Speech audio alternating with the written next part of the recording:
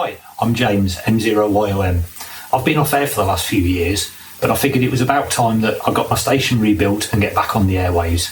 So myself and Callum, a couple of weeks ago, popped down to Martin Lynch and picked up some new toys. So I thought I'd just do a quick unboxing of the new ICOM IC-7760 Signature Edition, as there's not many of them around, and might be interesting to take a look at it. As you can see, the shop must have given it a test before I picked it up, as the box was already open, and it seems that I'm the lucky owner of number 13. hopefully it won't be unlucky when I get it unboxed and set up and running. Now, opening up the outer box, we've got a second box inside. That's fairly standard, nice 60th anniversary sticker on there, and it would appear that rather unusually it's triple boxed. Most of the radios I've owned in the past have usually only been single boxed, and it would seem that there's a smaller box inside the larger one, so we'll get that out and take a closer look at that. We'll move the smaller box off to one side for the moment, and we'll see what we've got in the bottom of this one.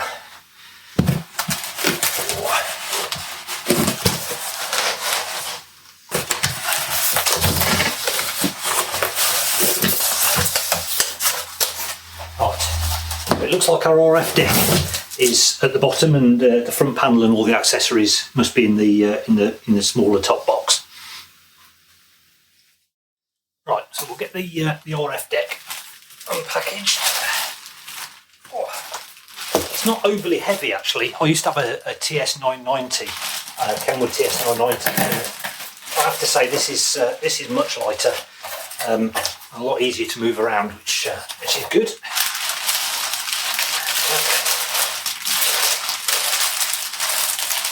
That's a small unit.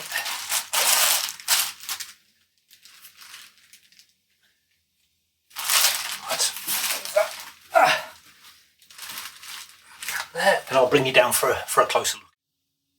Right, I brought you down on the floor now so you can get a closer look at the RF deck. For those who don't know, the 7760 has a separate RF deck and head unit, which is really convenient. So rather than having to have a great big rig sat on your desk in the shack, you can mount the or locate the RF deck somewhere else, and then just run just a Cat6 cable to the head unit, or you can run it over a network as well.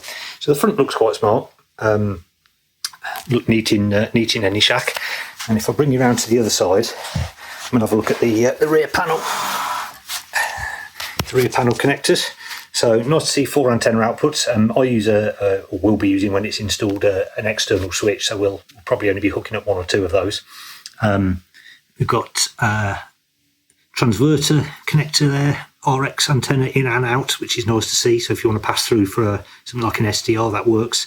Referencing controller for the head unit, LAN port there, remote, I presume that's the CIV connection, keyer input, ALC remote keying, and accessory ports. And there's also the USB Type-C, not Type-C, sorry, the USB 3 connector there, which I believe you can use to actually treat the RF deck almost like an SDR.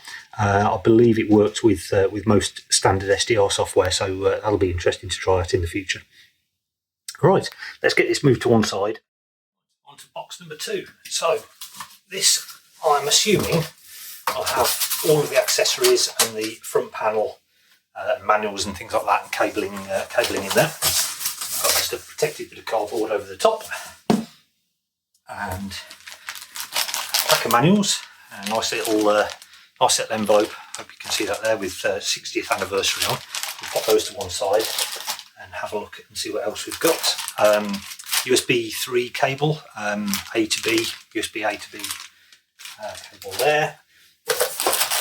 There's a good chunky Cat6 lead, I presume. Doesn't actually say what rating it is on there, but I would imagine it's going to be Cat6.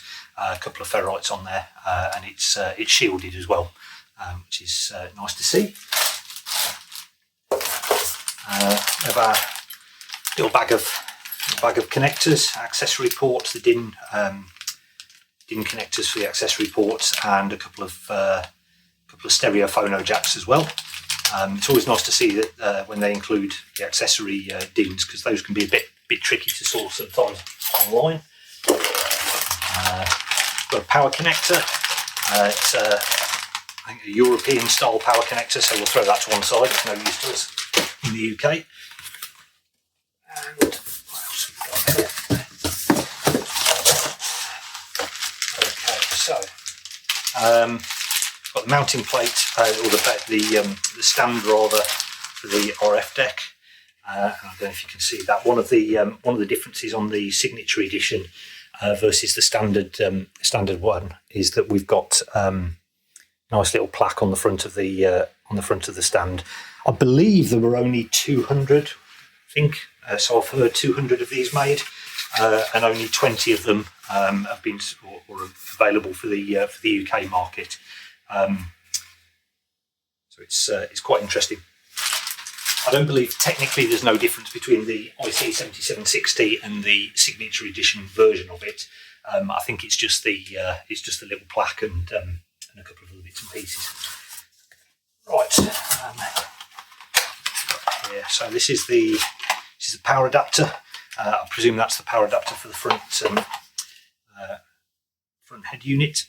I don't like seeing these kind of weird bolt-on UK plug things. So maybe we can get an alternative power adapter that'll work with the head unit that plugs in a little bit nicer than those.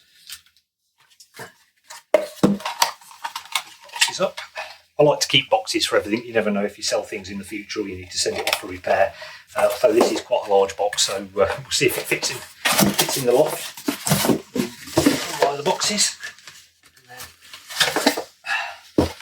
I would imagine this is going to be the front panel head unit. Not sure how this is. Quite tightly packed. There's a lot of packaging around everything, so keeps it nice and safe and secure. That way. There we go. And there's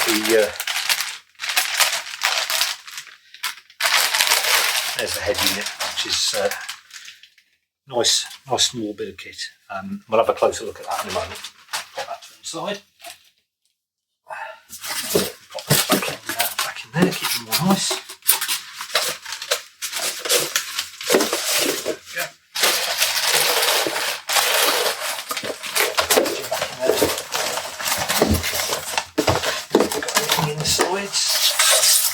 No, I think those are just packaging. Let's check the other one. Yeah, it doesn't feel like there. There's nothing in those. Those are just padding for the packaging. Excellent. Well, I'll get this tidied up and I'll take you in for a closer look at the head unit. Right, let's have a little closer look at the head unit. It's quite smart. It's not too large either. It's only about 34 centimetres wide and about 11-12 centimetres deep. So sits on the desk really quite nicely. There's a couple of really good rubber feet on the bottom, so it doesn't slip around. And we've got the nice stand. So there's cutouts in the stand for the feet, and there we go. And that fits in there nicely. And the stand's got nice rubber feet as well, so it just raises the rig up slightly and puts a bit of an angle on there. Really like the layout with the two screens. And on the rear of this, we've got a connection for the RF deck. There's external displays. DVI would have been nice to see HDMI on there, but I suppose it is what it is. I think there's licensing issues with HDMI, which is probably why they went down the DVI route. A couple of USB. Few USB ports on the back, A and B. There's an external keypad, keying port, line in and out, and speaker A and B out, and of course the DC power in to power the head unit.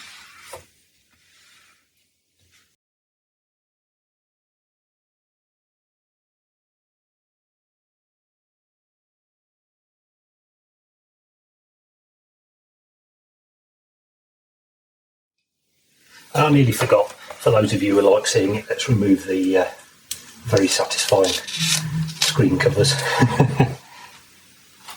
There we go. Lovely, it's a lovely big screen.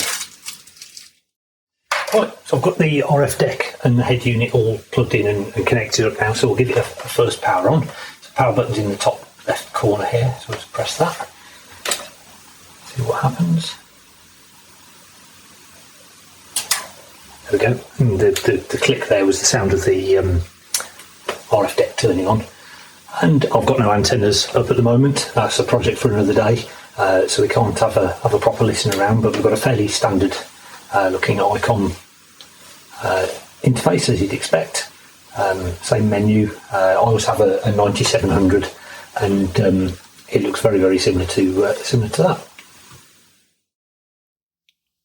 I'll have a quick look at the manuals and the paperwork that comes with it. So there's quite a few manuals. I would assume that probably a few different languages. So take those out of the protective wrapping. It's just a few more bits of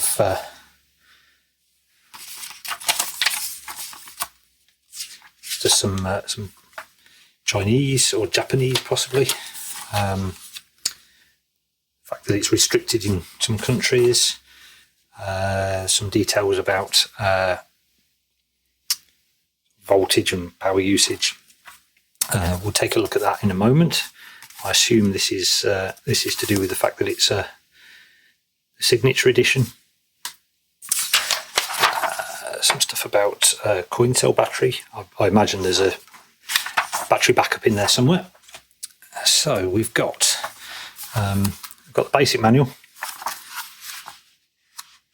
It's basic operation, fairly standard stuff. What's this? This is not entirely sure what that is. We'll put that to one side. Manual base.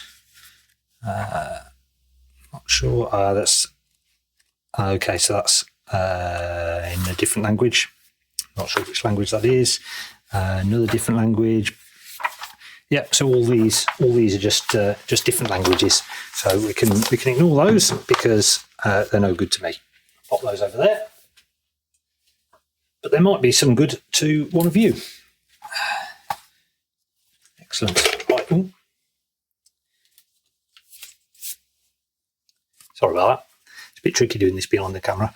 Right, so we've got a nice little envelope. We'll try and open this up without ripping it. There we go. So what do we get with this? We get a nice little certificate that ICOM have achieved 60 years, their 60th anniversary, and the fact that the 7760 Signature Edition commemorates the last 60 years.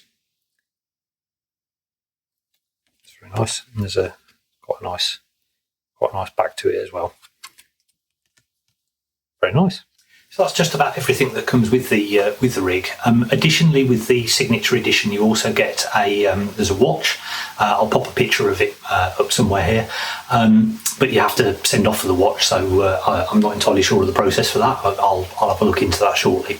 There's not a lot more to say other than thank you to all the people at Martin Lynch for making us coffee and looking after us when we went to go and pick up all the new toys. I've got a lot more videos planned, so if you like what you watch, like, subscribe and comment down below, and I'll see you on our next one.